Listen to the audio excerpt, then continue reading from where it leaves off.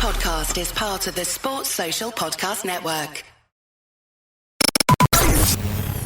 No breaks. No breaks. No fear. No fear. The official British Speedway podcast. Welcome along. I'm Ian Brannan. It's been another busy week in British Speedway and a bit of a turbulent one as well, with the loss of Newcastle, which we'll talk about in just a moment. My special guest this week is the reigning British champion.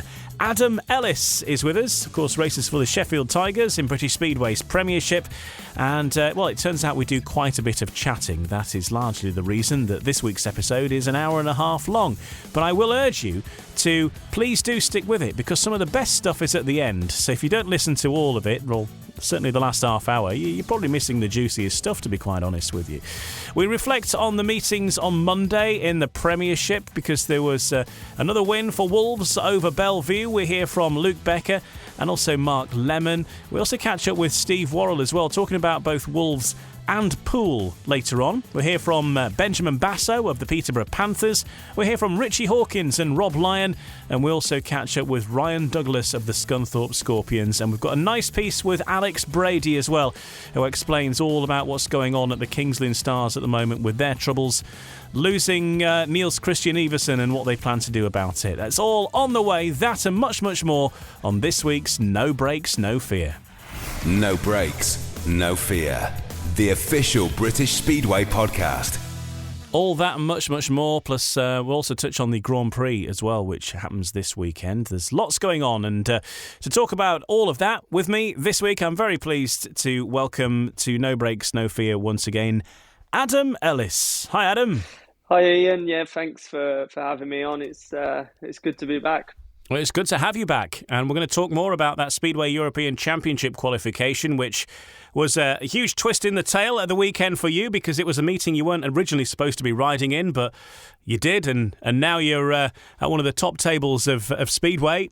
First of all, though, I want to reflect on this news regarding Newcastle, because, of course, very sad news today that Newcastle have ended their involvement in this year's championship campaign. And the statement from British Speedway reads as follows: British Speedway Promoters Limited regret to confirm the withdrawal of Newcastle Diamonds from the 2022 championship. Owner Rob Grant took the decision on Monday night, with the Diamonds having been due to travel to Plymouth on Tuesday, and has subsequently announced he has closed the club. BSB chairman Rob Godfrey said it's obviously a matter of serious regret to be losing a club, and it did come as a shock to us last night. We've been working with the Newcastle promotion in an attempt to get them to the end of the season, and every opportunity to help them was given to them. Discussions had been going on for several weeks, but they've suffered a number of unfortunate problems this year. We did feel that we would be able to see things through, but sadly that's proved not to be the case. Our thoughts are with the riders, supporters and club officials affected by this news, and we sincerely hope the sport is able to resume at Brough Park in the future. Updates to fixtures, results and rider availability will be carried out following the completion of standard protocol in these circumstances. Adam, obviously a huge shock, a surprise to all of the other promoters involved in British Speedway that Rob Grant has decided now is the time to end his involvement with the Newcastle Diamonds, and a club, of course, with such a rich history, ending their involvement in the competition, at least for this year. Obviously, it's a bit of a shock. You know, we've had a fair few clubs that have struggled over the last couple of years, and Newcastle have been one of them. They got the chance to come back this year with Rob, and I think everyone involved in Speedway and all the Speedway fans were keeping their fingers crossed that it would go smoothly. It is a shock. It's a real shame because they've got a good fan base up there. It's a big city, so it could be a great club. But the struggles they've had over the last few months obviously have been a bit too much for them. There is a statement from Rob Grant himself on the Newcastle Diamonds Facebook page and website, and the words of Rob Grant are that I've had no option but to close the Diamonds down now. I have to point out that this is my decision only, as my fellow co-promoters and anyone else who's had a keen interest in keeping Newcastle Speedway going wanted to help things run until the end of the season, but there really is no other option, and in the longer term it is for the good of Newcastle Speedway. The situation has taken a massive toll on the finances of the club, a massive hit on my own mental health, and also a substantial toll on my other businesses, and I cannot allow this to take me down. Crowds have naturally dwindled to an unworkable level, and with results like our matches at home against Redcar and Leicester, and trying to encourage folk back into the stadium was never going to work. But again, that's all down to me making poor decisions. The team needed changes, yes, but the fact was clear, as many other promoters will tell you, there simply are no top guys available to come in at the moment, and that crippled our efforts to bring in top-end new blood despite massive efforts to do so. The situation was critical, and we had to shut down now before it became too late for prospective new people to look at taking the club into 2023. Had we continued like we were, I'd ended up running Newcastle Speedway so deep into the ground that it would have been impossible to bring back to life or clear its financial commitments successfully, all of which will be in due course. But now, at least, there is an option for someone to get in touch and see if new blood can fully take over the club for future. Closing now, before that terminal point in time, means the company will continue until we get the finances in order. A future release will detail how we will compensate and part refund our season ticket holders so they won't be paying for matches that they won't be seeing.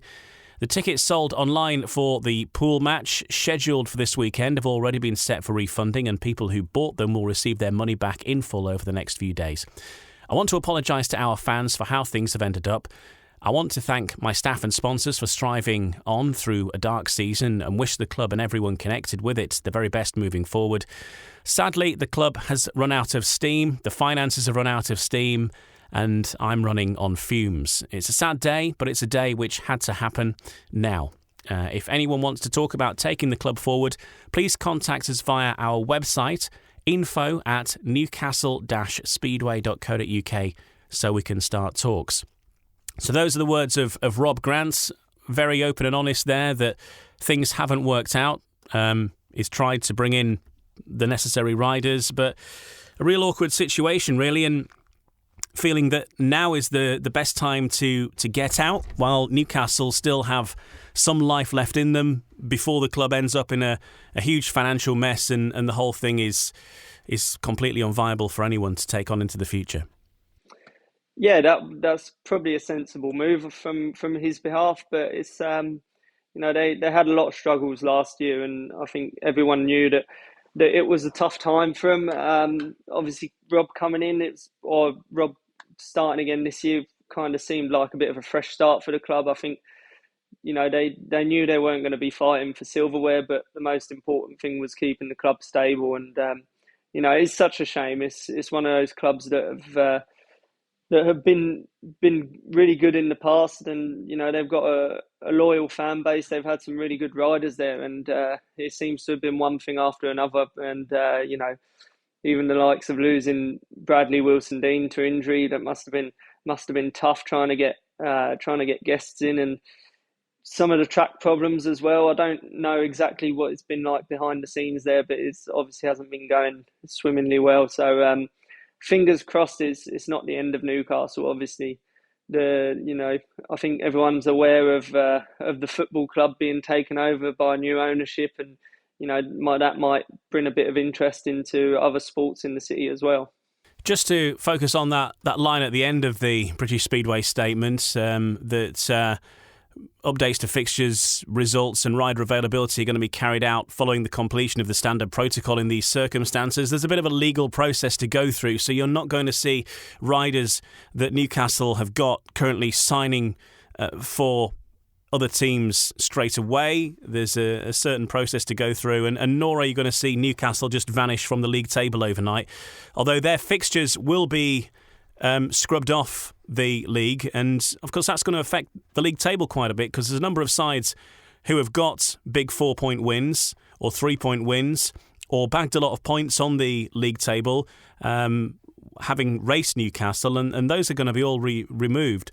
Of course, you could argue that things would even out over the course of the season, but potentially it's going to shake things up in the league table. Yeah, it's going to make a fairly big difference. It's tricky when a club pulls out halfway through the season. You might think you're in a safe spot, and then all of a sudden you get those points taken away, and you've got a lot of work to do to get back in the playoff spots. I think a lot of teams have been there and had some big wins. Leicester, I think, should be pretty safe. They've got a solid team, and they've been scoring well everywhere, it seems. So yeah, it's a tough one. It's obviously for the riders, or for a lot of clubs that are struggling to find riders. I think it's going to benefit them, because there's going to be 7 riders on the market looking for a job. They won't want to be out of a job for too long. So hopefully there can be some positives from this, and clubs like Birmingham can possibly find a rider or two to fill in the spots that are missing. Okay, we'll keep an eye and keep you up to date with everything that's happening regarding Newcastle. All the updates, of course, will be at britishspeedway.co.uk or on our social media pages about any news to do with that. And our best wishes to everybody involved, and we hope that Newcastle can be back. The name of the Diamonds in whatever form will be back in British Speedway next season. To you then, Adam Ellis, you had a different weekend. You weren't originally supposed to be riding in a Speedway European Championship qualifier, the SEC or the SEC, as it might be known. But you were a reserve for the meeting. Yanis Kolodze got injured. You're called up to the meeting, and not only do you ride in the meeting, but you then qualify for the SEC series. So what a weekend for you. Tell us about it. Yeah, it was a dream weekend, really. I was in the qualifying for the SEC. I was joint third, I think, and it was only top 5 that went through, and there was 3 of us in a runoff. Unfortunately, I missed out on that, so that put me as first reserve. So I was still planning on going out to the meeting. I had to be there to be first reserve, but it was a little bit frustrating. Didn't really want to go all the way out to Slovenia to watch a meeting. So yeah, obviously I was happy Thursday morning when I got the call. It was last minute, but we had everything planned to go out there, and we knew it could happen at last minute. So yeah, there was no pressure, it felt like. Obviously a real strong lineup. I got a decent draw with gate picks, 2 gate ones, which I think was fairly important on the night. It was pretty hard to pass. So just about saw it through, finished 5th, which was the last qualifying spot. But really happy. It was one of the goals for this year after winning the British Championship. It kind of feels like the next step up. So happy to be involved in that, but a lot of organising to go into the first round next weekend. Yeah, so you're in action 2nd of July next weekend at Rybnik. That's your first one. And then round 2, Gustrov. You got Uj. Is that how you pronounce it? Something like that, isn't it? Wuj, that's it. It's like W. And Pardubice in round 4. So those are your 4 rounds. It's obviously much shorter than Grand Prix, but the lineup itself, it's you've got a couple of stars in there. You've got yourself, of course, but Dan Bewley joining you in that as well, and he did pretty well in it last year. Of course, he finished in the top 5, and of course now in the Grand Prix series, and a couple of the French boys in there too. I know that you are you're born in France, and you know the French speedway scene, but David Balago and Dimitri Berger are in there as well. So lots of familiar names to well, certainly British fans that they'll recognise from not necessarily this season, but in the past. Rasmus Jensen, of course, Leon Madsen. So it's a great lineup. It is a good lineup. I think there's a few GP boys in it, and a lot of us that qualified from the meeting on Saturday. There's quite a few new faces, but riders that have been going really well in the leagues in Sweden and Poland. So it's definitely not going to be easy, but I'm really looking forward to it. It's like I said, it's the next step, so it's a big challenge for me. But it's something that I wanted to be involved in, and it's great to qualify and start the series the same year is makes a big difference. You can carry your form into the series, hopefully. So yeah, it's going to be interesting, but yeah, I'm looking forward to it. It's fantastic, but it's all come about very quickly, hasn't it? And you haven't got much thinking time. It starts next weekend, as we were mentioning, and all of a sudden you've got to arrange your logistics for getting there and having your gear there and sorting all your team out. And what are the conversations you've been frantically having over the past couple of days? There is a lot of organisation that goes into it. Luckily, I've got some good sponsors behind me. So, I told them at the start of the year that one of my goals was to make it into the European Championships, and a lot of them said if you qualify through, we'll support you with whatever you need, really, which is really good. Obviously, I raced in France on Sunday, so that was pretty hectic. Couldn't really focus too much on this European Championship, but Monday morning, I've had a few days off now, so there was a lot of phone calls going in, a lot of people willing to help me out, which is good. Without the support of your sponsors, it makes it a lot more difficult. So I want to go into it and give myself every chance to succeed. I don't want to have to look back on it this winter and say, oh, if I'd have just done a bit more, or if I'd have done this differently, it could have been different. So there's a fair bit of organising to go into it. It's only 2 weeks, which might seem like a long time, but there's a lot of other meetings going on, and if you need to get stuff made, engine service, stuff like that, it takes time. So it's a bit of a rush for the first round, but luckily we've got a month's break after that one. So if there's anything we need to do after that to change something for the others, then we've got a bit of time to think about it and sort it out. And is it still the case that if you win the Speedway European Championships, then you're in the Grand Prix series next year? It is, yeah. The winner of the European Championship gets a spot for the Grand Prix the following year, and I think top 5 are guaranteed a spot for the SEC for the 2023. Yeah, so it's a big prize on offer then for finishing top. Yeah, there is a lot at stake. It's obviously a solid lineup. I want to go there and do my best. I've got my own targets that I want to reach. There's no pressure on me from anyone else. It's only the pressure I put on myself. So that's nice. I wouldn't be letting anyone down but myself. So I can just go out there, focus on what I want to achieve, and hopefully it all goes to plan. And details to be revealed, I gather. But I think this tournament will be shown on TV in Great Britain as well, but watch out for an announcement about that, so fans hopefully be able to keep up to date with you as well. Yeah, One Sport have done a really good job in promoting the event over the last 5 or 6 years that they've been involved with it. So I'm pretty sure it's going to be a good show, and it will be on TV for sure. So looking forward to getting going. It's it's a big challenge, but it's where you want to be. It's the next step up, and I think it's going to be interesting. Looking forward to it. Gets underway very soon. Next weekend, the 2nd of July, for the first round of the Speedway European Championships, of which Adam Ellis will be part of. And Adam Ellis remains our guest through the course of this episode here on No Breaks, No Fear this week. Next, turning our attention to the Premiership. Looking back on those fixtures from Monday night, Wolverhampton inflicted instant revenge on rivals Belle Vue with a 49-41 victory and a 5-1 frenzy at Monmore Green on Monday night. There were a total of 8 maximums across the evening, with the home side on the right end 5 occasions to claim all 3 points, just 7 nights after falling to defeat in the reverse fixture.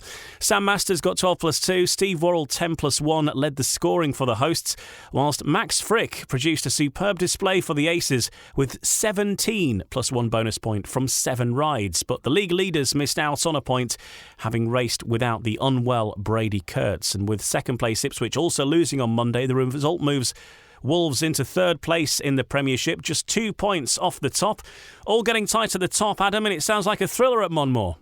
Yeah, it seemed like a really good meeting last night. Obviously, Wolverhampton's such a tough place to go to. There's not many tight and technical tracks in the league anymore. So when you're not riding them every week or every other week, it makes it a lot harder to go there. And their boys are so dialed in around that place that the slightest mistake is costly. So Belle Vue are going to be a little bit frustrated with that one, I think. But Wolves have been on fire. We've raced against them 3 or 4 times this season, and I think they've beat us three times maybe. So it's they're a tough team, solid all the way through, and they've got some strong reserves as well. So it's going to be interesting to see if they can keep that form up all year.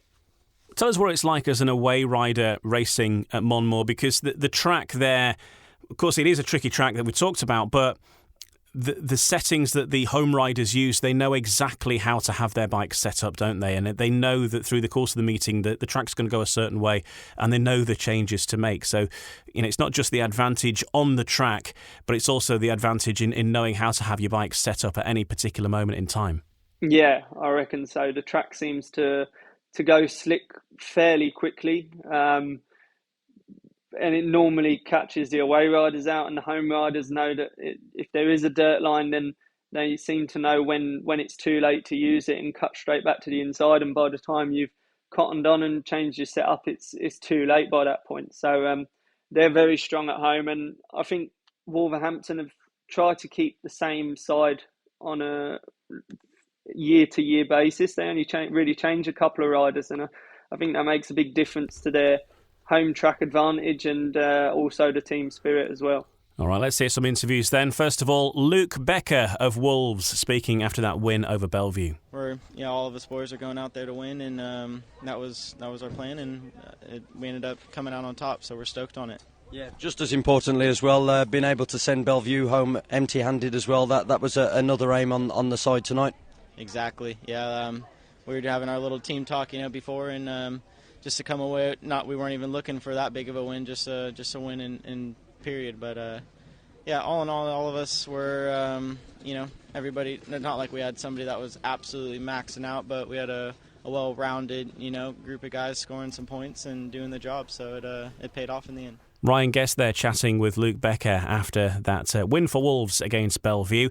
Let's hear from the Belle Vue team manager right now. Then Mark Lemon chatting with Ryan Guest after another defeat against Wolves at Monmore. Yeah, we started off quite well, and obviously dipped in a couple of heats. We're just sort of lacking a few riders tonight, but Brady Kurtz's rider replacement only picked us up 4 in a bonus. That probably reflected probably the reason why we didn't get a point. But pretty outstanding performance by Max Frick.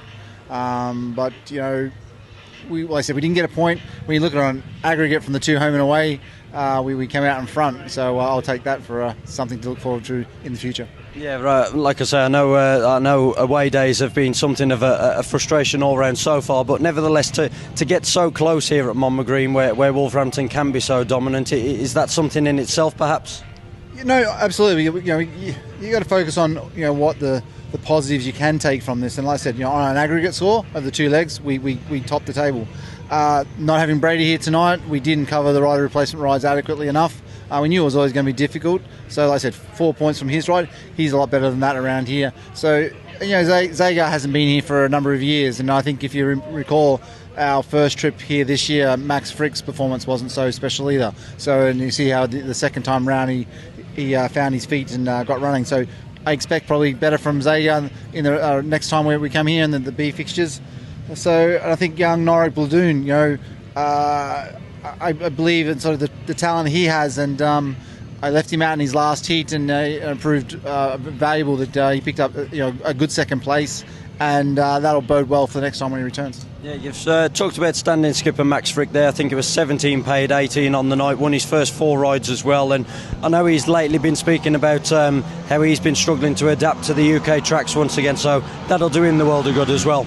Yeah, of course, and I think people underestimate the characters and sort of the sort of idiosyncrasies of British tracks. They're unique, and they definitely take a different sort of concept of configuration of engines to run around here.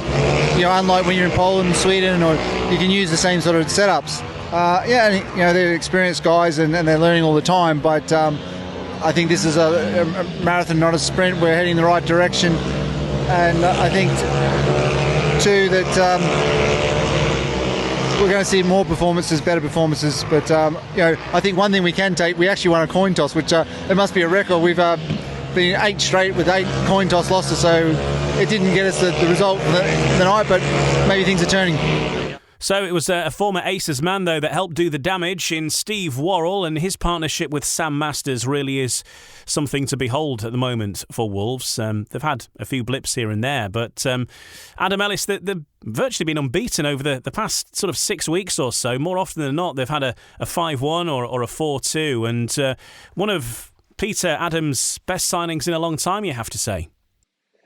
They have been. They've, been a really good duo. I think having Steve at 2 is a massive plus for Wolverhampton. He's a reliable rider. He can go out there and get you double figures most weeks, which as a second string is a huge plus for the club. And I think Wolves suits him a lot more than when he was at Belle Vue. I think when you're at Belle Vue and you're struggling with the speed and the setup, it's the sort of track that every away rider enjoys riding, and they can have a really good night and you can make you struggle a bit at home. So it's new scenery for him.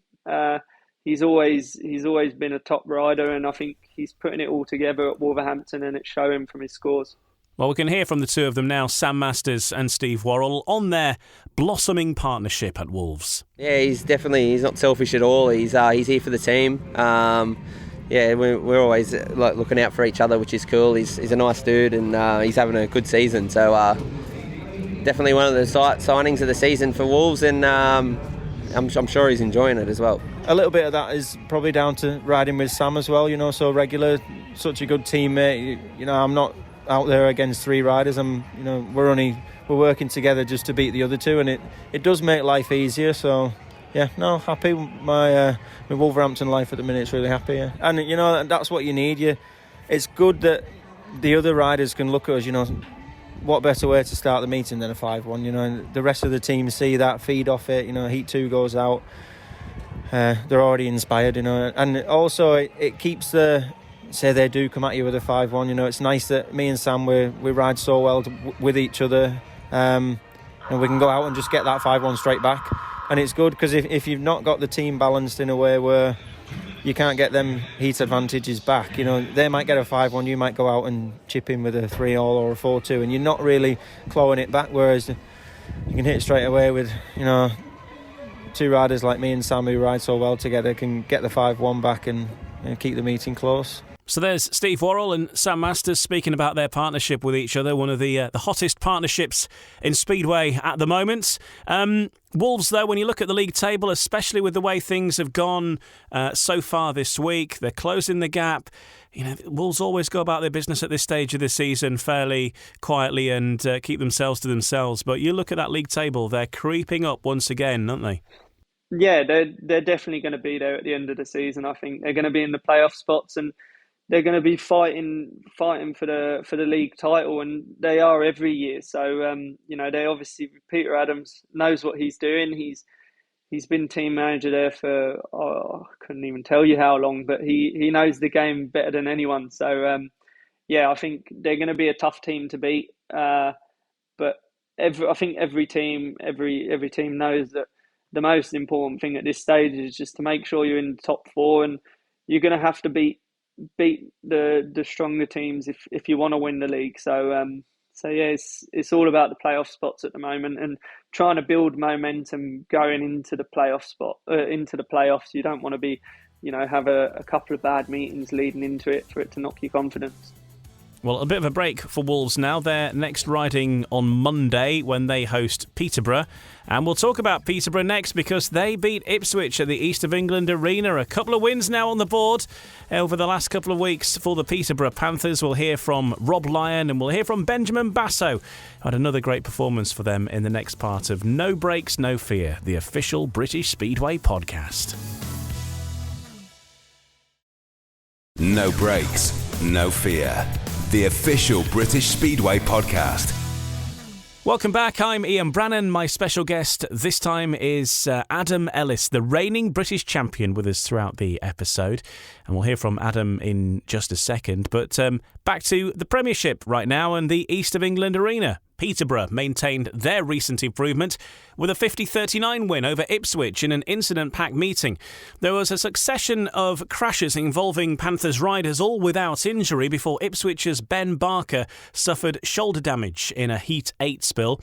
Chris Harris was again in top form for the hosts, 14 points, missing out only to Jason Doyle in Heat 15, whilst reserve Benjamin Basso weighed in with 9+1. Jason Doyle suffered a disqualification for bringing Basso down in Heat 11, but still scored 14 for the Witches, beaten only by Chris Harris in Heat 13.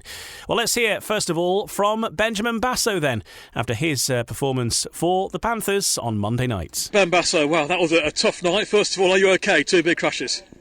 Yeah, I actually feel a little bit sore in my ribs, but other than that, I'm all right, yeah, thank you. So was the track tricky up on those third and fourth bend, because you were on an easy 5-1 with Bomber, and then obviously it all went wrong? Yeah, I couldn't really see what it was, but the bike just picked up. I think it was a little bit soft on the inside, so I guess it's a rookie mistake, if you could call it that. But yeah, just there's nothing much to say about it other than next time I got to watch out for that. And then what a battle with Jason Doyle. You were going round him, and then I think he moves you out a bit, and then again you're in the fence on the third bend. Yeah, exactly. I just saw my life flash for my eyes, but it happens for all of us, and I actually think I hit the same rod in the rerun, so yeah, it happens, and yeah, no hard feelings there.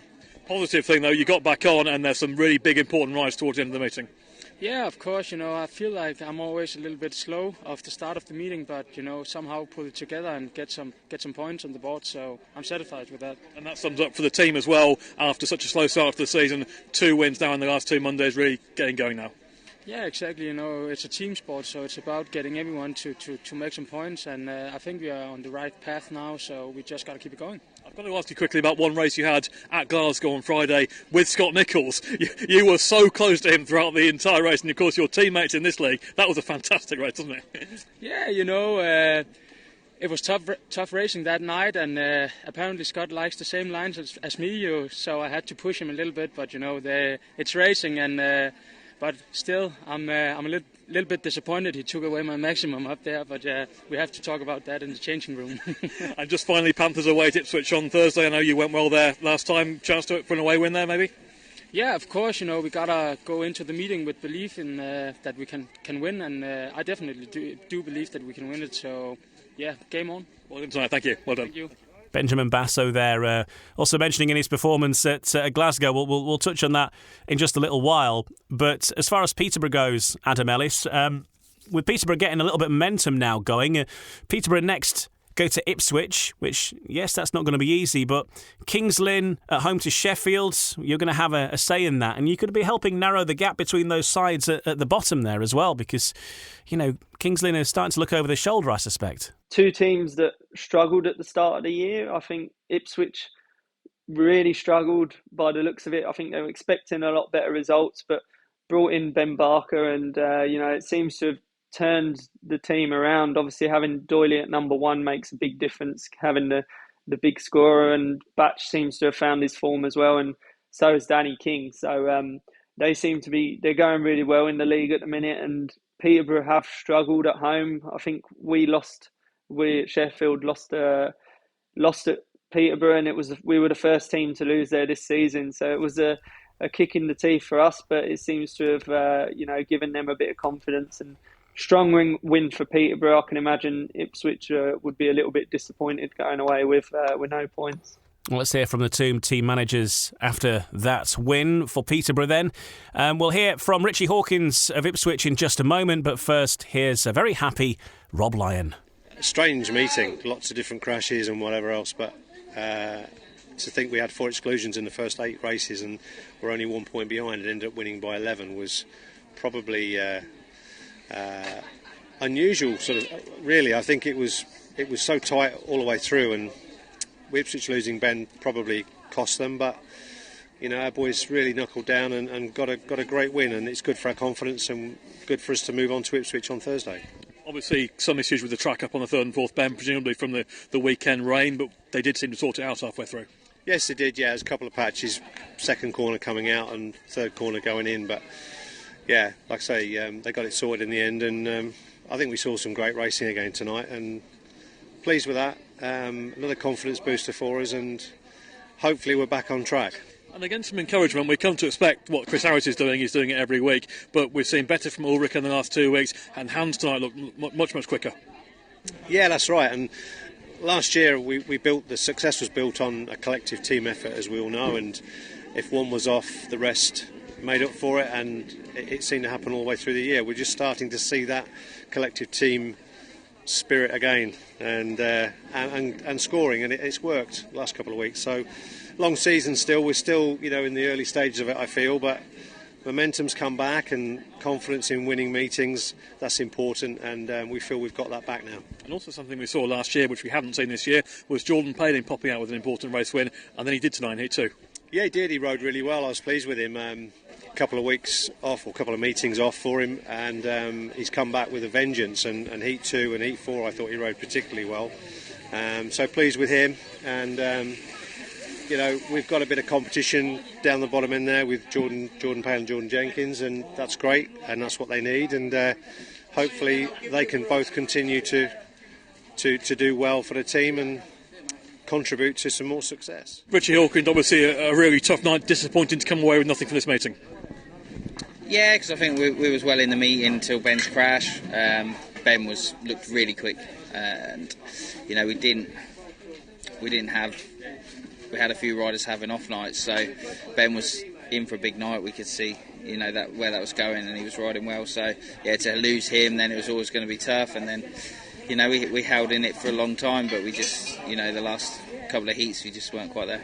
Obviously, we don't often see a meeting where so many experienced riders get in trouble. Did you see anything with the track beforehand? There's a little rut, or a rut appeared on the third and fourth bend. I thought the track looked quite good, really. All meeting before the meeting, but a rut appeared on the third and fourth bend, which I think caught a few out, and then obviously it's a real close meeting anyway, so it was the slightest mistake, and there was a few too many crashes, and it was just one of their meetings, I think, really. What's the update on Ben? Obviously, it's been really important since he came in, powerful reserve, and if he's injured, that's going to be a massive blow for you. Yeah, it's a blow for us tonight, so we're going to have to try and. I think we'll probably be covering him Thursday. He's gone to hospital, he's got a shoulder injury, so hopefully in the morning it won't be too bad, and he'll get good news at the hospital that it's nothing too bad, and we'll wait and see then. But yeah, obviously it was a miss tonight, and if he misses Thursday, and he'll be missed then. Obviously some really close, hard racing as well, including Jason's exclusion with Ben Basso. What do you think you make of that?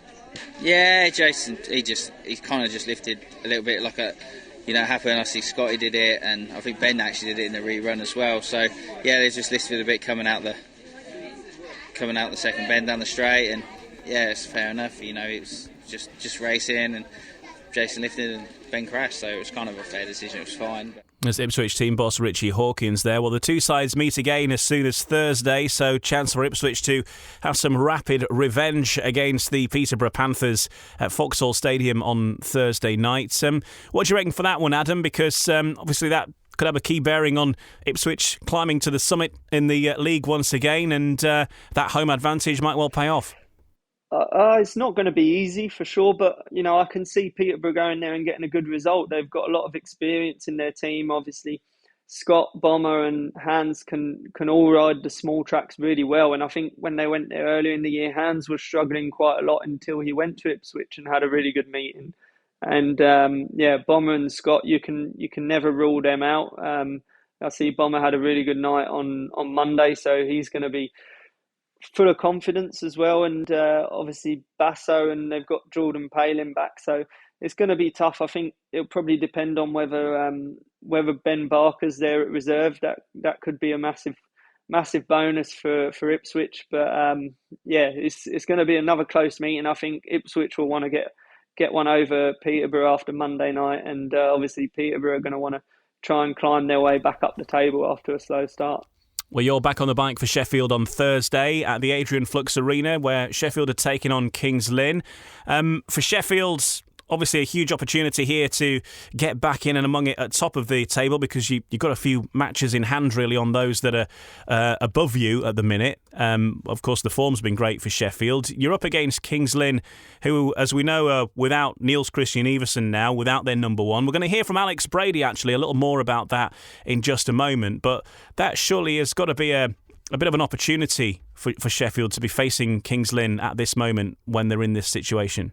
Kings Lynn's going to be another tough meeting. I think they've lost Niels now for, not sure for how long, but that's a big blow for them. They're, you never want to lose your number one, but they seem to be going pretty good. I see Josh Pickering's seems to be having the season of his life there at the minute, so he's really enjoying the place, and they'll have a good team spirit for sure. I know Alex Brady will be trying to bring the boys together and make it, not have any individuals in the team, and that goes a long way in Speedway. I think when you're racing for the team rather than for yourself, it gives everyone a boost, and it's going to be tough, but we're still early days in the season. It's a long way to go. Peterborough are going to want to climb their way back up, and Kings Lynn are going to want to try and get up into the top four. So it's going to be a good meeting on Thursday, and hopefully we can come away with a 4 points. Yeah, well, it's been a funny old week at the Adrian Flux Arena. Let's get a look ahead to that fixture against Sheffield, but also the team situation there, both with Niels Kristian Iversen being recalled by his Polish club and Jake Mulford making way for Jason Edwards in the lineup as well. Ryan Guest has been chatting with the Kings Lynn team manager, Alex Brady. Well, Alex, let's start with the news that Niels Kristian Iversen has been ruled out of racing for Kings Lynn for the foreseeable future. Just talk us through exactly what has gone on there, because to call it a big blow is probably an understatement, isn't it? Yeah, deeply frustrating. First and foremost, want to stress this is no fault of Niels's. He remains very committed to Kings Lynn and would like to continue to ride for us, but he's been recalled by his Polish club for the time being. Really disappointing, because he'd start to find his form. He brings a lot to us in the pits, as well as his professionalism and points on track as well. So yeah, we're gutted. Hopefully the door remains open for him to return, potentially at a later date this season. But yeah, it's a bit of blow for us. In the meantime, in terms of replacing Niels, in the current climate, I'm guessing trying to find a replacement is proving difficult. Yeah, very difficult. There's several riders I've spoken to who would like to make the move over to England, but are restricted in the leagues they can do. There's a couple of options that I'm working on the background in, perhaps looking at riders that may be able to sort of drop one of their potential leagues, etc. But at the moment, it's proving very hard work. One thing is for sure, and Kings Lynn fans can be rest assured that we are doing everything we possibly can, leaving no stone unturned. And I'm committed to making sure we track 7 riders as soon as we possibly can. In other team news, Jason Edwards has been signed as your new rising star this week. He'll make his debut at home to Sheffield on Thursday night, and he's certainly a rider who's been spending plenty of time on the bike this year, hasn't he? Exactly right, and that's why we've chosen to go with Jason for the foreseeable future. He's a testament to the sport. He loves riding his bike, and he takes guest bookings pretty much all around the country for fun at the moment. So yeah, we felt that it was the right option for us to go with, because track time is so crucial, and the sharpness from the starts in the top league especially is imperative. And because he's riding his bike so regularly at the moment, across both leagues below us in the Championship and National League, guesting elsewhere, and also the Polish Under 24 league, he's been doing a couple of meetings too.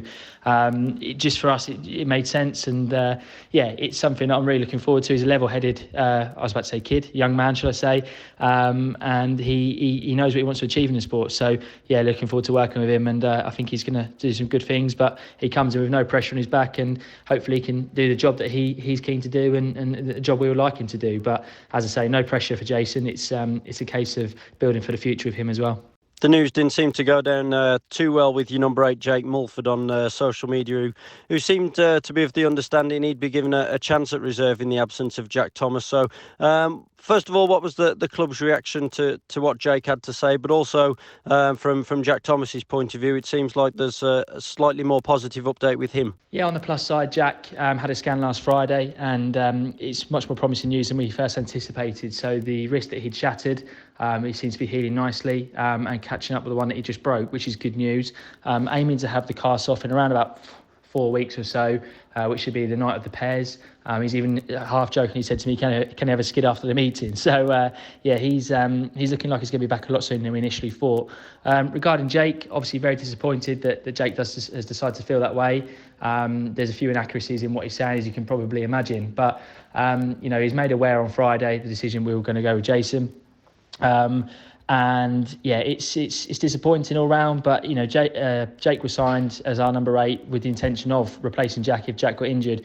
Equally, Jake was also signed as number 8 with the agreement he'd be riding regularly in the Championship, which hasn't happened. So, alluding to what I said earlier on today, Jason has ridden, you know, probably 4 or 5 nights a week for the last 4 or 5 weeks, if not longer. Jake has ridden 1 meet in the Speedway this season, which is unfortunately not enough. And I feel like I'll be throwing him to the lions a little bit against Sheffield. You know, strong side. You know, riding against people like Jack Holder and Adam Ellis, you know, British champion, GP rider in Jack, and you know some real quality there as well. So I just felt that it was the right decision for Kings Lynn, and my job ultimately is to win matches for Kings Lynn. Jake has obviously decided to vent his frustrations in a way that perhaps, you know, in years to come he may regret. But we've all been 18 once, and I'm sure we've all made mistakes. So I won't hold it against him. But it's disappointing he didn't feel he could pick the phone up to me to talk about it first. But yeah, that's how it is. Yeah, and just finally, it's something you touched upon there. It's a first visit of the season to the Adrian Flux Arena for Sheffield on Thursday night. Obviously, the Stars lost last time out at home, so there's going to be a sense of determination about your boys to bounce back, I'm sure. Yeah, absolutely. We recognise the importance of this meeting. Losing at home is something we obviously no one intended to do, but we felt we were strong enough this season to win every match at home, and then the odd away point would carry us through into the playoffs. We now know the equation is quite simple. We need to catch that home defeat up with an away win somewhere, or 2 potentially. If we can win on Thursday night, get back to winning ways, then we're right back in the mix of the playoffs. We're confident we can do that if we do our jobs correctly, and looking forward to it. It's going to be a tricky one with no Niels, but we're ably assisted with the guest appearance from Nick Morris, who is always ridden well at Kings Lynn.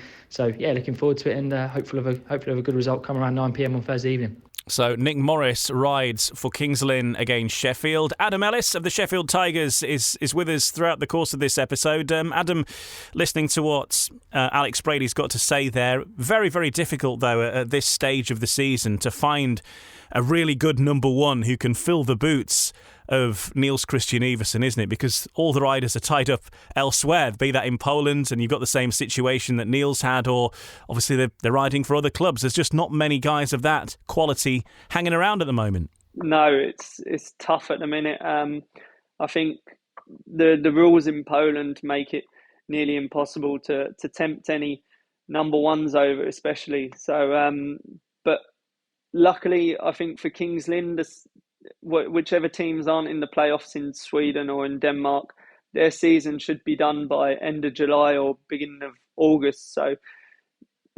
I know it seems like a long way away, but it's only 4 or 5 weeks away, and you know there could be a lot of riders looking for jobs in England. They don't want their season to finish as early as that, and it could be a blessing in disguise for some clubs. And I think the feeling is that the way things are going with Niels' team in Poland, they're not going to be actually in competitive action for much longer anyway. They're about to get knocked out, so the feeling is that maybe within a few weeks Niels might be free to come back anyway. Yeah, I think he's racing for Wood, and they seem to be really struggling at the minute. So I think Niels will want to come back. Obviously, he won't want to, be out of the playoffs in Poland, but I'm sure that he wants to be racing in England as well. So it could be not too bad for Kings Lynn. Obviously, I think all the fans in Kings Lynn are going to be hoping that his club don't make the playoffs. But yeah, I think there's going to be a lot more riders on the market willing to travel to the UK when that time comes, end of July, beginning of August. Could it be more guest bookings for Chris Harris in the meantime? That's the question. He does love a guest booking, so it probably will be, yeah. Yeah, he's a busy guy. But for Sheffield, many people fancying the Tigers at the start of the season for top honours in the Premiership, and I don't think there's any reason to change our opinions too much, is there, at the minute? I don't really know. I think from the start of the season, everyone was expecting us to be miles better than everyone else, but it's in Speedway anything can happen. We started the season really strong.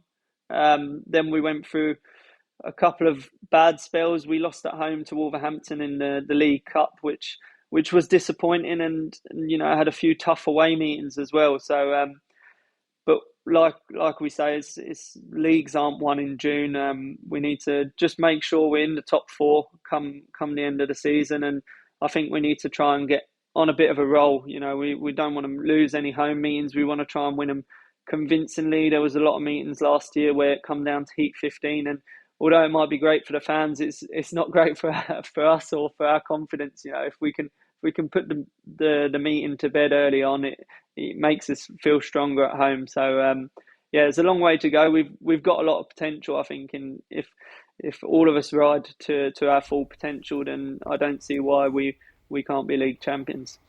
Well, the Premiership pairs took place round 2 at Ipswich last week, and that ended, spoiler alert, that ended with the final taking place between Sheffield and Ipswich. And, you know, Sheffield absolutely stormed it, got down to that final, and then the home advantage, I guess, with Jason Doyle and Troy Batchelor just showed. But you're racing them again on your home turf on Monday next week in front of the Eurosport cameras. So you must be looking forward to settling maybe that score, but also a word about the Premiership pairs, because Sheffield, you know, you're bubbling away quite nicely in that. You're joint top of the table with Kings Lynn at the minute, and some good consistency through that tournament. You know, that's another important competition for us. First year that we've got the Premiership pairs, and you know, we want to go out and win it. I think whatever duo we have, we've got a strong duo, whether it's Toby, Jack or myself riding. I think we can go out there and win at any track. Obviously 2 second places is decent result. We're joint first, but both times we've topped the score chart and gone straight through to the final, and when that happens, you expect to win it. So it is a little bit frustrating. The track, you know, went away from us at Ipswich last week. We were strong when there was a bit of dirt on it, but I think with the break between our last ride and the final, it made the track a lot slicker than what it was. And Ipswich, obviously, Doyley and Batch, you know, made the better start and kind of rode 4 good laps, didn't make a mistake, which makes it difficult when the track's slick and it's all around the inside. So a little bit frustrated we didn't get the win on the night, but overall, it's still a good result. We're still up there, and we're still aiming for that number 1 spot. Yeah, and you've still got your home advantage to come, of course, with a round at Ollerton in August. So you've got that. You know, you've got that day where you're going to be. I know it's a tricky competition, but everybody has their home day, and obviously Ipswich made the best of their home advantage, and you can maybe repay the favour at Ollerton further down the line. Yeah, we definitely. It's great that it's over 6 rounds and the 6 Premiership tracks. I think, you know, it makes the competition a little bit different. It not just being a one-off. We're definitely going to see the best pairs over the whole season, and it's dragged out over the whole season as well, which is really good. Obviously, riding at home is a massive help, but you know, it's like riding Heat 13 every race. You know, it's the top 2 riders from each club, so they know their way around. So it still doesn't make it any easier. It's gonna be tough wherever we go. But you know, we've started fairly good. It would be nice to win a couple of rounds and, you know, cement that number 1 spot. Yeah, I'm looking forward to the next round, which will be on the 7th of July at the Adrian Flux Arena, Kings Lynn, the next host venue for the Premiership pairs in a couple of weeks' time. Monday then, Sheffield are on the telly. Eurosport for Sheffield Tigers versus the Ipswich Witches, and we know that Ipswich have got quite a lot of strength in depth there. Jason Doyle not least, but also Troy Batchelor, Sheffield rider last season, of course, and you know, you've got a lot of riders coming to visit who know their way around Ollerton. It is going to be a tough evening. I think Ipswich have found form over the last couple of weeks, and you know, Batchelor's going to be there to try and prove a point. He had a really difficult year last year when he was riding for Sheffield, so he's going to want to come back and bite us, I think.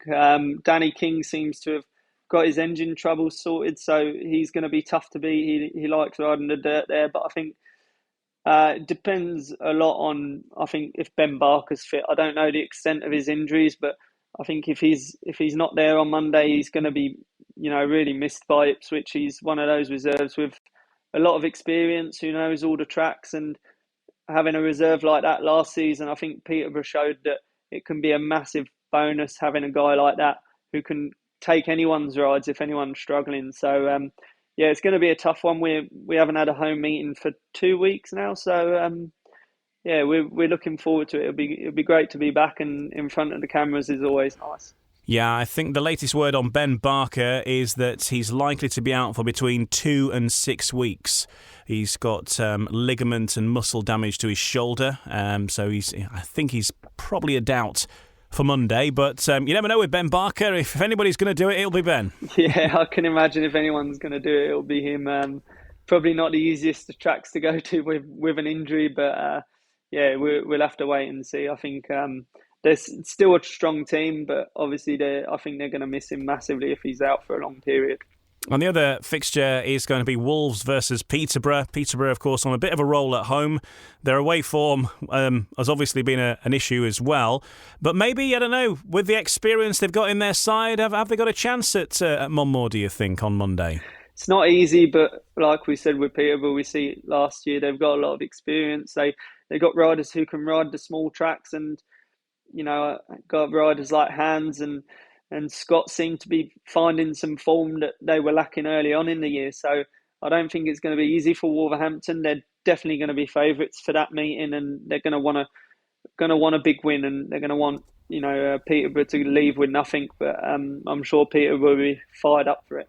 Yeah, looking forward to that then. And, of course, Sheffield, your next TV fixture on Eurosport. Monday, Sheffield versus Ipswich from Ollerton Stadium.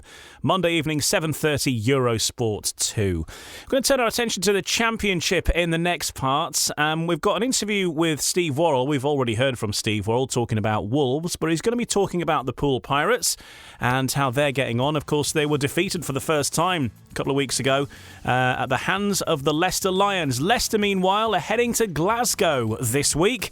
That's a big one at the top of the table at Ashfield. And we'll also hear from Aaron Summers, who made his comeback to Speedway, 9 months off a bike, gets on a bike, and he beats Ben Basso. Or does he? We'll discuss that in the next part of No Brakes, No Fear. No Brakes, No Fear. The official British Speedway podcast. I'm Ian Brannan, welcome back. This is part 3, and we'll be taking a look at what's happening in the Championship in just a moment. We're joined by Sheffield Tigers rider from the Premiership in Great Britain, Adam Ellis, also races for Daugavpils as well in the Polish League, and now part of the Speedway European Championships as well, as of last weekend. And he's our guest throughout this episode. Adam, I've seen on your Instagram stories that you've been playing a fair bit of golf recently, and I've noticed you've got some decent caddies, or indeed teammates, well, let's say caddies, in Dan Bewley and Greg Hancock. You've been shooting a few rounds. Yeah, I seem to be caddying more for him than he's caddying for me at the minute. I've left my golf clubs in Dan's van and shoes, and he seems to have them on every other day. So it looks like I've lost that, but no, it's good fun. Head out, it's nice when you're out in Poland. There's not really a lot to do when you're outside of racing. So it's nice to meet up with like-minded people, spend some time together, a bit of golf, go for some dinner, and enjoy the days off that we got. I mean, as like-minded people go, it's not bad company to be keeping, is it? In between meetings. Hopefully, their skills will rub off on me a little bit. We'll wait and see, but it sounds fun. I think there'll be plenty of people who would love to have a round of golf with Greg Hancock and Dan Bewley on the day off. So living the dream. Let's talk about the Championship now. And first of all, the team that you started the season with, the Birmingham Brummies. Looking at the league table, of course, Newcastle are going to, at some point, vanish from the table. Maybe not immediately, but of course, they're not going to be adding anything else to their tally in the meantime. But eventually they will disappear, and that will leave, in theory, Birmingham bottom of the table. They're not cut adrift by any stretch of the imagination. Berwick and Oxford are actually in reach if the Brummies went on a roll. What do you fancy for their chances now? Of course, they've made 1 or 2 tweaks already. The track seems to be in pretty good nick. What do you reckon for the Brummies now for the remainder of the season? Yeah, I think it's they're going to want to do as well as possible. I don't know if they'll be able to make it to the playoffs, but never really know with Speedway. Obviously, a lot of new riders, or the riders from Newcastle are going to be looking for some jobs, so that might fill the gaps that Birmingham have got. They might be able to get some riders in and turn their season around a little bit. But yeah, I see they've been having some good results lately. It's been a tough one there for when I was there for the club. I think they were hoping to get a few more fans through the gate, a bit more support, and it's been difficult with the early home meetings being cancelled. So I hope it's going a lot better there. I haven't spoken to Lawrence or Nigel since for the last month or so. So yeah, fingers crossed that everything's going well and they're on the way up. Yeah, their track improvements certainly seem to have paid off. It seems to be a smoother track. We were there with BSN a couple of weeks ago, and Paco Castaño was having a look around the track, and he was like, "This looks completely different to how I remember it from last year." In a good way. I can imagine he was a bit more enthusiastic than that. Yes, yeah. Paco, he went, "Oh my God, this is beautiful." Yeah, they've done a lot of work. I think it was no secret that Birmingham track went downhill massively the last few seasons, and a lot of riders were complaining about it. So the new management have come in, and their number one task was to get the track fit for racing, and I think they've done a really good job of it. When I was there was no bumps, no holes. There might have been lacking a little bit of dirt, but you can't have everything. I think fans and riders would much rather be on a slicker racetrack that's not bumpy rather than something that's bumpy and got a bit of dirt on it. So hats off to them for that. I know they've put a lot of work in, and yeah, it's great to see that they've brought the old racetrack back, because I remember being there in 2015 in the National League, and it was perfect every week. So yeah, that's a really good thing. Well, Birmingham have started to get to winning ways, 46-44 over Plymouth last Wednesday, and this Wednesday they host the Red Car Bears at Perry Bar at 7:30. Meanwhile, at Sandy Lane, Oxford take on Glasgow. The two sides met on Friday at Ashfield, and it was the Glasgow Tigers who got the spoils that night, 53-37, the final score. But one of the standout performers was that new signing for the Oxford Cheetahs in Aaron Summers, making his return to Speedway. His very first time back on a bike since the end of last season, so you're talking, 9 months or more. He was out in Heat 3 and he rode Ben Basso all the way to the finish line. Everybody in the stadium, apart from a couple of people, one of which was Ben Basso, the other bitch being the referee, thought that Aaron Summers had won it, but not to be. It was called as a win for Ben Basso. Now, you can see the footage online and make your own mind up. Let's hear from Aaron Summers now, speaking with Phil Lanning and Justin Sedgman. I've not turned a wheel on a speedway bike till I turned up here today, so go out and lead in the first race, and then I thought I'd still just had it on the line, and then to be told just before there that I didn't get it, it's a bit of a shame, but it was a good start, first race back, like you say, not riding, so I can't complain. And obviously you're on the pace. We were discussing, Justin and I, before the meeting, that you're a key man, because whether you'd come back and be too rusty, you proved me wrong maybe, and you're very sharp, but so that must be pleasing for you to actually come back and feel that way and to be competitive straight away. Yeah, definitely. I've been doing supermoto and a bit of mini bike and stuff, so I've not completely been off bikes. I've been doing bits and pieces. So, but speedway is different to another, like all them kinds of sports. The way you ride and the body, the way you use your muscles and things like that. But yeah, I feel good. Obviously, Aaron, you must be excited to be back on the track, and you've done exceptionally well in that first ride. What were your plans? What were you going to do? Why did you come out of retirement? We're planning to move back to Australia, me and my wife and the kids. I've just been held up on that a little bit at the minute, so I still go down to Berwick, and help some of the lads out there. So I stayed away a little bit to start off with, and then when you end up in the pits and helping it, when you're a racer and you've got motorsport in your blood, you just want to go out there and rather be on track, sort of thing.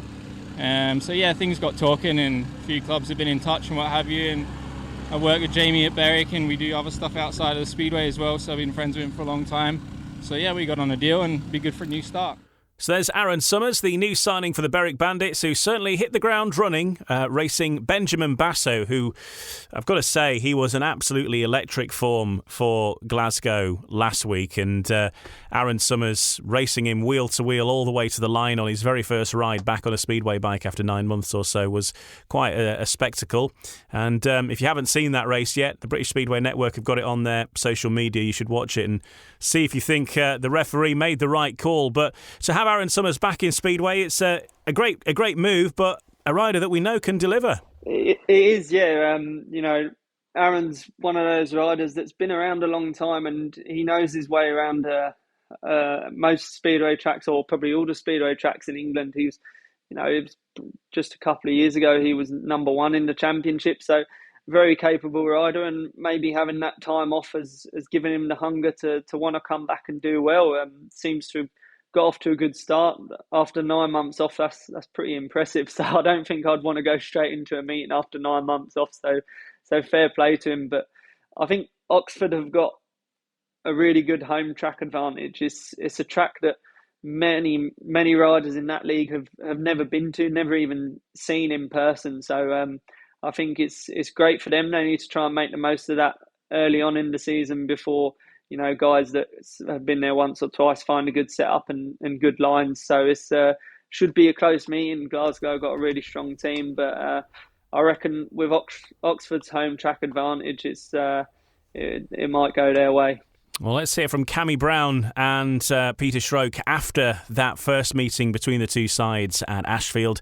Again, speaking with Phil Lanning. Cammy, if we'd have spoken before the start of the meeting and I said to you Craig Cook was going to get 4 points, you would have had a bead of sweat coming down your forehead. Yeah, but I've said this before, we've got a very strong team, 1-7, and that proves how strong we are. I think two strange things happened tonight. The decision that Aaron not winning that race was wrong in my opinion, and I think we saw Ben Basso coming into a start of a speedway star. He's going to be he's a big future ahead of him. Some of his riding tonight was unbelievable, and it was worth the admission alone to see him riding tonight. Is that Justin and I were talking at the start of the meeting, we're saying that Glasgow's team is slightly different to like Leicester and Poole. They've got big three hitters, and Glasgow would depend on that engine room to do well. Ben is in that engine room, and if he starts to fire and Ulrich has come back into form, you must be confident of a real push now. Well, we kind of planned the team to strengthen as the season goes on, to get better, to improve, and we're starting to get that. We get Craig back on it, we'll be fine, to be honest. Yeah. Okay. And I must say, Peter, as well, that you must have renewed belief now as well that with Aaron in the side that you can really hit maybe a run now and get a push for the playoffs somehow. Yeah, of course. I mean, it was very unfortunate what happened to Jack, but we are hopefully hoping. I mean, he was one of probably our most improved rider this year so far. And we absolutely gutted for the lad, but hopefully he won't be out too long. But with Aaron coming in, he's a class act. Like Cammy just said, he wasn't going to come in just to play, and he asked us, he wanted another go. And, for me, it's like potentially I've got another third heat leader now, which we were looking for. And same like Cammy, at the end of the day, the season is not won at the beginning of the season. We're building up. We're a bit unlucky with Josh at the moment, sort of thing. So we'll have to look at that again. But we're onto something now, sort of thing. So if we keep building, stay positive, and we've been upsetting a few people on our travels. So and make people look up. So hopefully we can do our job at home. Which is going to be on Wednesday. It's going to be a tough one. But if we can keep that going and pick a few things up on the road, I'm sure we're going to be in the playoffs with these boys. It's Peter Schroek there, speaking with Phil Lanning. Of course, Cammy Brown also in that interview as well on the British Speedway Network last week when Oxford and Glasgow met at Ashfield. They meet again at Sandy Lane for the first time in, 25 years, I think the record is. 7:30 on Wednesday evening. And it's a key week, really, for the playoffs with the sides that are trying to get in there. Plymouth heading to Poole. Poole back-to-back defeats. Of course, they went down in a sort of bizarre meeting in that there was only 2 riders in Heat 14, so you've got this scoreline of 45-44, just 1 point in it, but Scunthorpe got the spoils and Poole had to make do with a consolation point. And then you've got Edinburgh taking on Oxford on Friday. Again, 2 sides battling for the playoffs there. Berwick taking on Scunthorpe on Saturday at Shieldfield. It's a busy old week, Adam, and hotting up, I think, at both ends of the table. I think it's a pretty big week for looking at the fixtures. Plymouth against Poole is going to be a good meeting. Both teams have really good riders, and Poole are going to want to get a win there for sure. Glasgow v Leicester as well. 2 solid teams that both going into this season want to win that league title, and they're both in good position to do so. They're both going to make the playoffs by the looks of it. So that could be one of those fixtures that's a bit of a preview of the final, so it'd be interesting to watch. The Poole Pirates certainly fancy their chances, but 2 back-to-back defeats against Leicester and then against Scunthorpe away on Friday, ended 45-44, a Heat 14 that had just 2 riders in it, giving us a little bit of an unusual score in the world of Speedway. They were due to be travelling to Newcastle on Sunday, but of course that's not now happening, but they're taking on Plymouth in a South Coast derby on Wednesday. Let's hear from the Poole Pirates star Steve Worrall on life at the Pirates and their plans for the rest of the season and how things are going after those 2 back-to-back defeats. Well, Steve, from a Poole perspective, it's rare you see back-to-back defeats for the Pirates at Championship level. Certainly it's happened for the first time in 2022, and 2 frustrating nights for the Pirates against at home to Leicester and away at Scunthorpe. Yeah, I don't know what to say on it, to be honest. Again, disappointment. We shouldn't be losing at home. We have a very good home team, but no disrespect to Leicester, they come and they beat us fair and square. We all tried our best. Yes, a couple of us had off nights, like Danny. He's trialling new engine at the minute, so he's a little bit, up and down with things. And I think Drew had a crash the week before, so going into that meeting, I think it knocked him back not only for Poole but for Wolverhampton a little bit too. He wouldn't really come up and say that, I don't think, but being there before, having a crash and coming back, it affects you without even knowing. So good to see, like Drew's back on the scorecard tonight, and Friday night he made a big contribution to Poole's performance at Scunthorpe, but 1 point short of a draw and 2 points short of a win. And you can look through the programme at different heats, and you can say, had that happened there or had this happened there, but at the end of the day it's all if buts and maybes. It's we should be winning them sort of meetings, so we've had a big kick up the backside, I think, really, and probably at the right time of the year. You can get quite complacent and expect to win, because that's what Poole do at the end of the day. We just expect to win because they're so good at doing it. So Wednesday we're back out on track at Poole, so against Plymouth, which will be a tough meeting again. But no, we'll have to get back to winning ways. Just touching upon that Scunthorpe one a little bit more, obviously 10 points down early on, managed to actually fight back and get ahead with just 3 races to go. Did that make having to settle for a consolation league point even more disappointing and frustrating?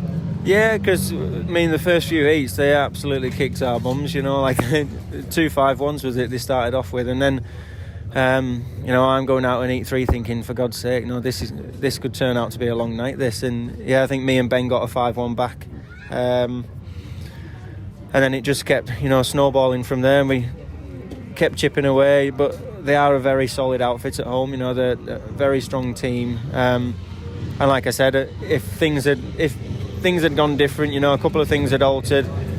Ben Cook, he seems to love Heat 14 for some reason. You put your house on it, he'll go out there and win it, and chain snapped on the start line. So when I look at the meeting in my own head, I think that was the final nail in the coffin type thing. That if Ben had gone out and won it, we'd have had a chance in Heat 15 to go and do something, and had we finished where we did, we would have won it. So but it's one of them things. Points we threw away there, we should have had them. Obviously, playoffs, we're aiming for the playoffs, but mainly I think we're aiming to finish top because we want the luxury of picking our opponents. So keep slugging away, and we'll see where we end up. Steve Worrall of the Poole Pirates there, showing that they haven't given up on it yet. A couple of defeats on the board, which is fairly rare for the Poole Pirates, especially at home, as we know. But looking to get back to winning ways against Plymouth on the Wednesday night. But really showing there that, for the sides that are currently up the top, Leicester, Glasgow, the Poole Pirates are not giving up on this, and they're going for top spot and the chance to pick their opponents, Adam. Definitely, it makes a big difference, especially later on in the season. The weather changes, the track's normally a bit grippier. Personally, I wouldn't want to be going somewhere like Edinburgh when it's colder and grippier. It makes it a lot more difficult to go there and get the result you want. And I think top spot's going to be important. If you finish second, you're already through to the semis, and you're still going to have a tough meeting whoever you race in the semis, I think. So I don't think avoiding third spot is going to be the big one for sure. That's going to be tough to work your way to the final from there. And what of the Scunthorpe Scorpions, who are bubbling away nicely? They're currently occupying that 6th spot in the league that would get them into the playoffs as it stands. They beat the Poole Pirates 45-44 on Friday, and we've been chatting with Ryan Douglas, key man with the Scunthorpe Scorpions. He's been chatting with Ryan Guest. It's another episode of Ryan on Ryan. Well, Ryan, there's been a couple of close meetings at the Eddie Wright Raceway in 2022 so far. So it turned out the other night as well, with the narrowest of victories over the Poole Pirates. Yeah, I think it's been a couple of last seat decider kind of things lately, but obviously it's good to win them ones and feels good, and I know Rob and the team are happy, so I was happy I could do my part at number one and finish the meeting off with a win. Yeah, like I say, it was dramatic stuff as well. 10 points up at one stage. The Pirates actually fought back to lead with 3 to go, and it took a big, strong, brave effort to fight them off from there in those final 3. Yeah, exactly. Poole's a really strong side. They've got those 3 big heat leaders, and it's always going to be difficult, but we know around Scunthorpe we got a pretty good side, and going down to the last couple of heats, I was confident we could maybe scrape the win, but you never know. And obviously we had that other good race with Denny and managed to just get him back after he passed me and get the win. So very happy with that. I know the Scorpions team manager Dave Peat, he says the target is always to score 49, send the opponents away empty-handed, but when you consider the strength of Poole, like you say, you've got to be happy with any sort of win. Yeah, exactly. I think Poole are going to be in the playoffs no matter what, so I don't think the point matters too much as long as we win our home meetings and try to get something away. But I think in that case, a win was we're happy with that. Yeah, definitely. And like you say, the way things are shaping up for that 6th spot in particular just keeps you in that pole position for there, just as things stand. Yeah, I had a look today. I seen it on Facebook, I think us and Edinburgh are eyeing off that last position. So I think we've got 2 meetings against them coming up soon. So obviously we definitely want to win that home one, and it'll be tough at Edinburgh. But I think they've lost to other teams at home. So I don't know how we'll go there, but I'm sure they'll be having some close meetings at home as well. So we've just got to concentrate on home meetings and see if we can pick up some points away. Yeah, you say concentrate on the home ones. This Saturday it is an away trip to Berwick. Obviously they've lost about three at home in recent times as well, so hopefully you can go there and capitalise on that run, even though they have made a couple of signings lately. Yeah, I've seen they've changed their side a little bit. Not sure on exactly who it is, but they're probably a team that we can look at to go and pick up something. It's another tough place to go, and obviously Bomber at number 1 is going to be hard to beat. But through the order, I think they're pretty even teams, and if we can start well there, hopefully we can come away with something. Appreciate your time as always, Dougie. Thank you. Well, the league table then at the moment, Leicester top on 41 points off 15 meetings. Glasgow second, 12 meetings and 29 points. Poole Pirates, 12 meetings and 27 points. Interestingly, the Glasgow Tigers and the Poole Pirates level on meetings ridden, currently level on points scored, and just 1 point in it on points against, and it's Glasgow Tigers who've conceded that 1 extra point. Now, here is the twist. The fixtures versus Newcastle will be removed from the league table, so that's really going to shake up those points for and against, and of course the points earned on the board. Leicester had a big win against Newcastle a couple of weeks ago. That'll be removed. Glasgow had a big win against Newcastle at the start of the season. That'll be coming off. Poole Pirates were due to race against Newcastle this week, so of course that will not make a difference for them. So you put there, and you probably might well make Poole second in the table after those points have been removed. We'll wait and see. There's a long way to go, but it is going to shake things up a little bit, and there's a few twists in the tail to come. Before we finish, let's just have a quick word about the Speedway Grand Prix, because the GP is back this weekend. It's Gorzów on Saturday, and always one of the big ones, the official Polish Grand Prix. Of course, there's a few in Poland, but this is the official Polish Grand Prix, Gorzów, on Saturday evening. Adam, I know you're keeping up to date with what's going on in the Grand Prix series. Of course, you've been playing golf quite a lot with Dan Bewley, and you've got your golf clubs in the back of his van. We've already discovered that earlier. What do you reckon for the GP? Because Dan coming very close to getting in his first final. Robert Lambert getting in his first final last time out. Ty Woofenden seems to be on the up. It's good for the British boys, isn't it? But shaping up to be an exciting series, do you think?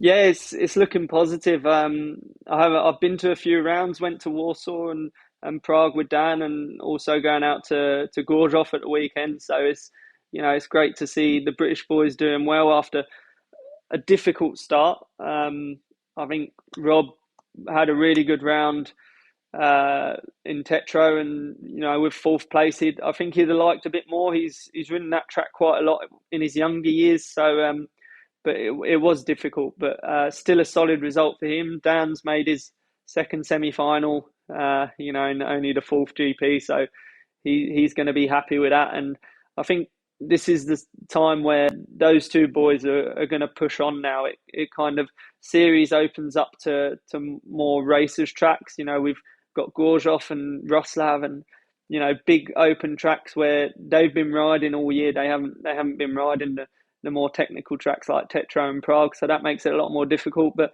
they're going to be hoping to climb their way up the table. It all seems pretty tight 1 week. One guy can come last 1 week and then win the GP the following week. So it's a really tough series, but it's good to see the Brits doing well. And then Cardiff to come as well, which is probably more of a British style track in a similar to say Glasgow or Redcar or whatever in dimensions, and the sort of track that someone like Dan Bewley, for example, should be right at home at. You would think. Yeah, I think Dan's one of those riders who can adapt to any track. He's a natural on a bike, and I think it showed the last two rounds in Prague and Tetro, where the track was really difficult. It was worse in real than what it looked on TV. So, but both him and Robert, good on those sort of tracks as well. So, big home GP for them. I think it's the first one back since before COVID. So it's going to be a big weekend. SGP2 as well.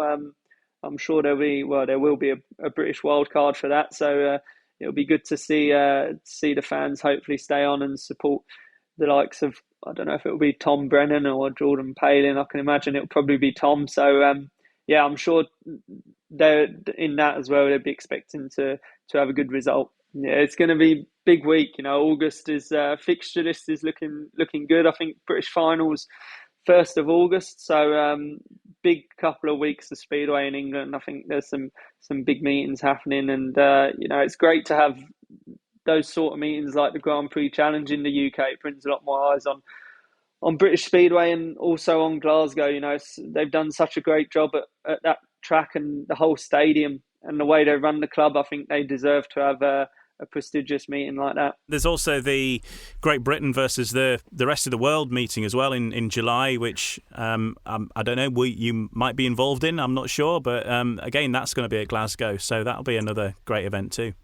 Yeah, another good event at Glasgow. I think every event they've had there, they've made a success of it, put on a good show, good track, well run. So they're doing a lot of good things for the sport, and it's great to see that they're getting these meetings to host. So to be confirmed whether I'll be there or not, but that'll be another meeting not to miss. On the subject of the British final, of course, you were one of the riders to win the British final where Cardiff wasn't an option, so that must have an extra sort of incentive for you this year to try and do the double and get yourself there.